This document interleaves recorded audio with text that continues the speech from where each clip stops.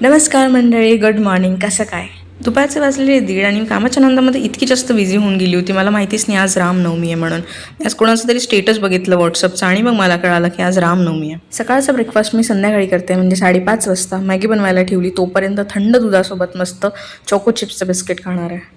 नेहमीसारखं आज पण काही मंदिरात जाण्यासाठी काही जमणार वगैरे नाही, कारण की लॉग आउट होतं 6:30-7 वाजेला आणि इतक्या कमी वेळामध्ये इकडनं जाणं येणं खूप जास्त वेळ होऊन जाईल, त्याच्यामुळे पॉसिबलच होणार नाही. मॅगी बनवून रेडी झालेली होती आणि साईड बाय साईड माझा एक इंटरव्ह्यू होता 5:45चा, तो पण अटेंड करायचा होता मला. मग तो लावून दिला आणि सोबतच मॅगी पण खाऊन घेतली, कारण की मला माहिती आहे आता जर 5:45 झाले तर थोड्या वेळाने 6-7 होता आणि जेवणाची वेळ होती.